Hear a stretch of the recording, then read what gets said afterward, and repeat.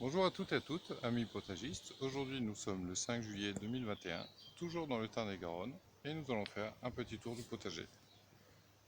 Pour mémoire, depuis 3 semaines à mois, il n'arrête pas de pleuvoir.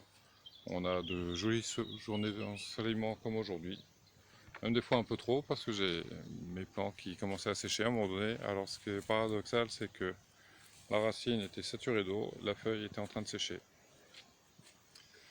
Ça me rappelle un peu, j'ai eu l'occasion de voyager à Djibouti et ça me faisait penser un peu à ce climat tropical là, chaud et humide, où tout était en train de pourrir. Et bien on a le même problème ici en France, c'est que ce climat-là, ça favorise un petit copain qui n'en a pas spécialement un. On appelle ça Joe le mildiou. Eh oui, il est revenu. Il est revenu et puis il est revenu avec beaucoup d'avance, parce qu'en général je suis embêté par le mildiou au mois de fin août, début septembre. Là l'inconvénient, c'est que c'est tout mon potager qui est contaminé. J'ai pas de tomates, que j'ai déjà mes plants qui sont malades. Et l'inconvénient, c'est que si je veux manger des tomates cette année, alors je me dis que peut-être ça sera celle de Leclerc ou Lidl, peut-être pas les miennes. Donc on va essayer de sauver un peu mes plants. La seule chose à faire, là, là elle est belle celle-là. La seule chose à faire, c'est de couper.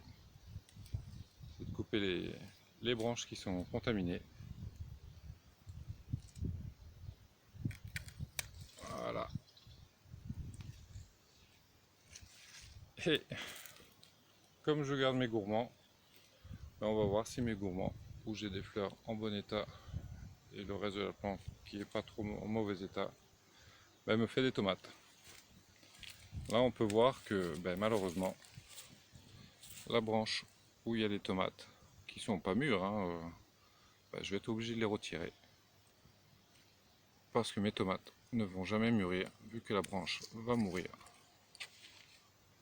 Bon, bien entendu, quand on fait ce genre d'opération, il faut s'être lavé les mains, on est d'accord. On a nettoyé son sécateur et tout ce que vous coupez, il faut le mettre dans un seau. Pourquoi le mettre dans un seau? Parce que si vous mettez ça à même le sol, ça va pourrir.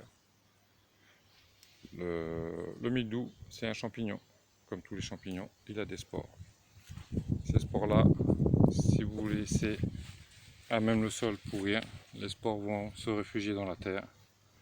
Et malheureusement, l'année prochaine, vous aurez le même problème. Donc la seule chose à faire, c'est de mettre ça dans un bac d'incinération. Alors moi, c'est un bidon métallique. Et je brûle tout. Parce que même si je mettais ça dans mon compost va être contaminé. Et malheureusement, en voulant enrichir ma terre l'année prochaine, je vais aussi lui mettre des maladies. Donc pour vous montrer un peu les effets de l'humidité que j'ai ici depuis quelques temps. Il y a un petit moment de ça, j'avais des petits pois ici qui avaient très bien donné. Et en lieu et place, j'y ai mis des haricots. Les haricots, ça fait 4 fois que je les plante, enfin que je les sème. Pourquoi? Parce que j'attends 2-3 jours que ma terre sèche. Je me dis c'est le bon moment de mettre mes haricots. Le souci, c'est que mes haricots, ils se prennent 4 jours de pluie sur la tête et mes graines, elles pourrissent. Donc pareil, cette année, ça sera certainement une année sans haricots. Là, on va aller faire un petit tour au niveau de mes petits fruits. Et on va voir comment ça se passe. Juste devant mes petits fruits, j'ai des pieds d'artichaut. Pareil, mes artichauts cette année, ils sont pas extraordinaires. Trop d'eau, trop de soleil, trop d'humidité. Et ben, ils sont malades, comme tout le reste.